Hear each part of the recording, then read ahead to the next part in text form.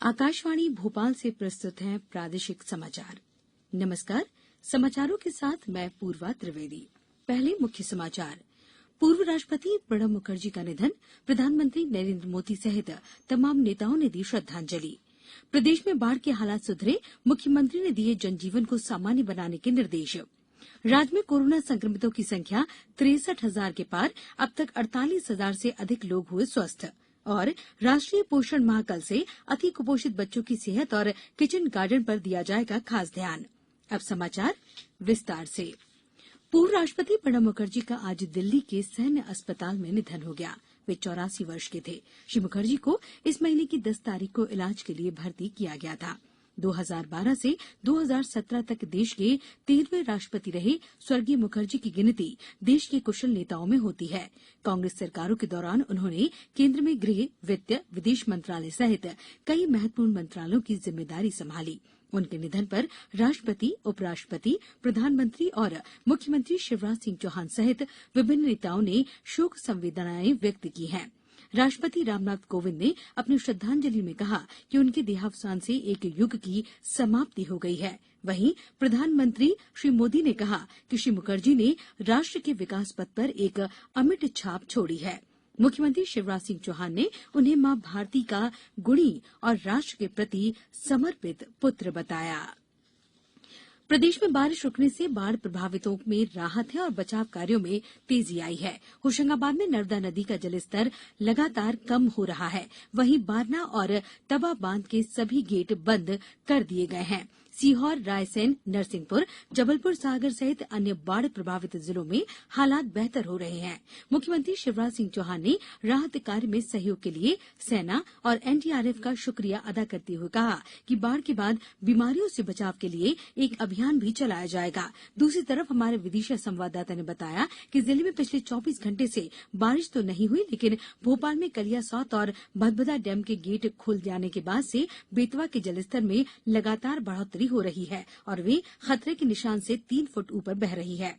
SDRF की team और home guard के जवान लगातार लोगों के बीच पहुंचकर उन्हें सुरक्षित स्थानों पर ले जा रहे हैं। अब तक लगभग 700 लोगों को सुरक्षित स्थानों पर ले जाया गया है। मुख्यमंत्री शिवराज सिंह चौहान ने आज विभिन्न विभागों के वरिष्ठ अधिकारियों के साथ अतिवर्षा से प्रभावित हुए जनजीवन को सामान्य बनाने के संबंध में वीडियो कॉन्फ्रेंस के माध्यम से बैठक की। श्री चौहान ने अधिकारियों से बाढ़ प्रभावित लोगों को राहत पहुंचाने के प्रयासों की जानकारी ली। श्री चौहान ने अधिकारियों को निर्देश दिए कि फसलों, सड़कों, पेयजल स्रोतों, मकानों आदि की क्षति का आकलन कर शीघ्र रिपोर्ट तैयार की जाए। प्रदेश में अतिवर्षा से हुई क्षति की जानकारी केंद्र सरकार को भेजी जाएगी। मुख्यमंत्री ने कहा कि केंद्रीय कृषि मंत्री नरेंद्र सिंह तोमर को प्रदेश में हुई फसलों की क्षति से अवगत कराया गया है। उन्होंने सोयाबीन की क्षति का विस्तृत आकलन करने के निर्देश दिए हैं। मुख्यमंत्री ने आज भी सीहोर जिले सहित विभिन्न बाढ़ प्रभावित इलाकों का दौरा किया। राज्यपाल श्रीमती आनंदीबेन पटेल ने कहा कि कोविड-19 की लड़ाई में जीवन और आजीविका दोनों की सुरक्षा पर ध्यान देना जरूरी है। उन्होंने युवाओं का आह्वान किया कि वे अपने सपनों को पूरा करने के प्रयासों में निरंतर जुटे रहें तो सफलता निश्चित है। श्रीमती पटेल आज महर्षि पाणिनि संस्कृत एवं वैदिक विश्वविद्यालय के योगेश्वर श्रीकृष्ण योग भवन एवं आचार्य सांदीपनि शिक्षा भवन के शिलान्यास कार्यक्रम को लखनऊ राजभवन से ऑनलाइन संबोधित कर रही थीं।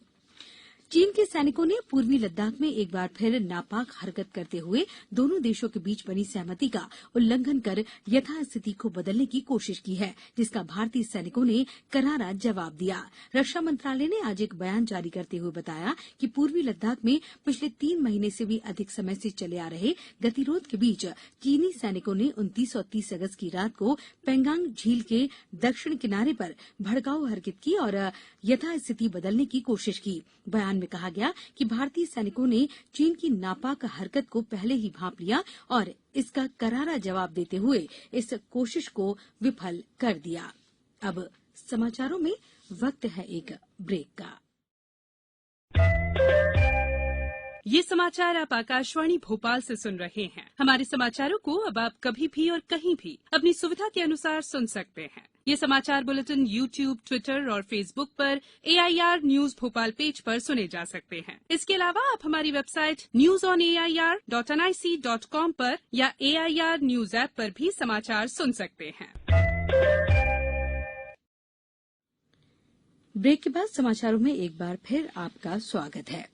प्रदेश में कोविड-19 मामलों की संख्या 63,000 से अधिक हो गई है। हालांकि अब तक 48,000 से ज्यादा लोग स्वस्थ हो चुके हैं। मध्य प्रदेश में अभी भी 13,500 से अधिक सक्रिय मामले हैं। भाजपा उपाध्यक्ष प्रभात झा भी कोरोना संक्रमित हो गए हैं। श्री झा ने एक ट्वीट के माध्यम से जानकारी देते हुए लोगों से अपील की है कि इस दौरान जो भी लोग उनके संपर्क में आए हैं वे अपनी जांच करा लें। इंदौर में संक्रमितों की संख्या 13,000 के करीब हो गई है। भोपाल में आज 229 लोग मिले हैं। इसके फलस्वरूप राजधानी में कोरोना संक्रमितों की संख्या 10,725 हो गई है।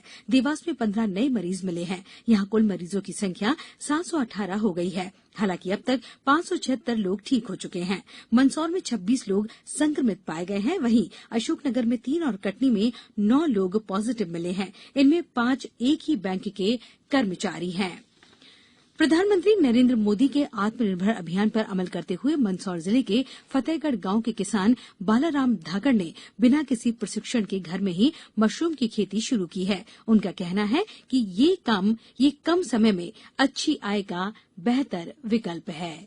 मकानों के अंदर अच्छी खासी जगह हो तो वहाँ भी अब पैदा कर। इसका बीज तो करीब 5300 रुपये का आया है 10 किलो, और बिकने में ये कम से कम 25,000 की 100 थैली की हो जाएगी। मतलब 5,000 की लागत है और बाकी 25,000 की इनकम है, और कम से कम समय में इससे बेटर इनकम कर सकते हैं। बाकी यूँ शुरू बार लगाओगे आप तो 2 महीने में आके आपको 25,000 का टारगेट मिलेगा। खेत की कोई जरूरत नहीं, घर में आराम से कोई भी पैदा कर सकते हैं। ये तो एक यूँ मान के चलो आप साइड बिजनेस है खेती के अलावा, जो बिल्कुल बेरोजगार है, बेरोजगार लोगों के लिए बहुत बढ़िया है। मार्केट में बिक जाती है, मंडी में कोई भी आम व्यक्ति जिसके पास जगह है वो आराम से इसको कर सकता है।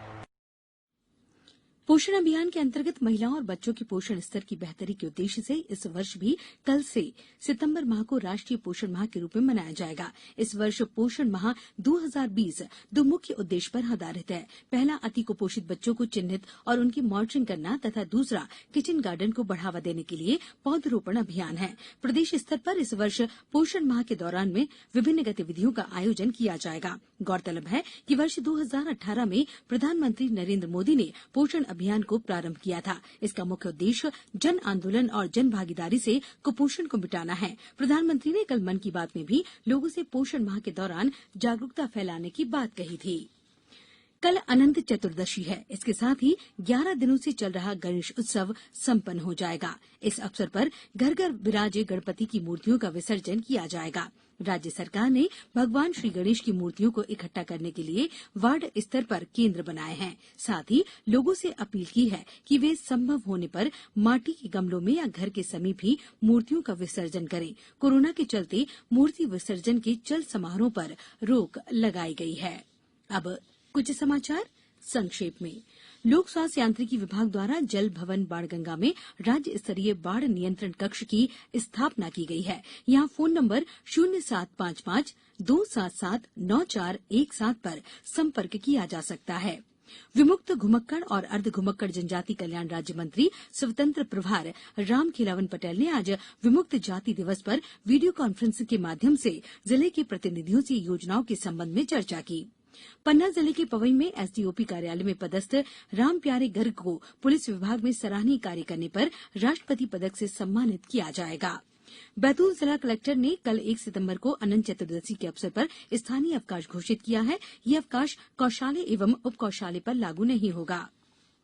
मध्य प्रदेश संविदा कर्मचारी अधिकारी महासंघ ने आज शिक्षा मंत्री से मुलाकात कर संविदा कर्मचारियों को नियमित करने तथा कस्तूरबा गांधी बालिका विद्यालय तथा बालिका छात्रावासों में कार्यरत विधवा और परित्यक्ता सहायक वार्डनों के स्थानांतरण आदेश निरस्त करने की मांग की है।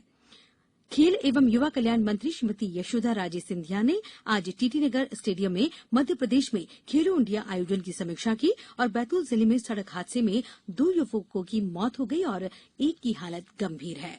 अंत में मुख्य समाचार एक बार फिर। पूर्व राष्ट्रपति प्रणब मुखर्जी का निधन, प्रधानमंत्री नरेंद्र मोदी सहित तमाम नेताओं ने दी श्रद्धांजलि। प्रदेश में बाढ़ के हालात सुधरे, मुख्यमंत्री ने दिए जनजीवन को सामान्य बनाने के निर्देश। राज्य में कोरोना संक्रमितों की संख्या 63,000 के पार, अब तक 48,000 से अधिक लोग हुए स्वस्थ। और राष्ट्रीय पोषण माह कल से अति कुपोषित बच्चों की सेहत और किचन गार्डन पर दिया जाएगा खास ध्यान। इस बुलेटिन में इतना ही। घर में रहिए, सुरक्षित रहिए और सुनते रहिए आकाशवाणी। नमस्कार।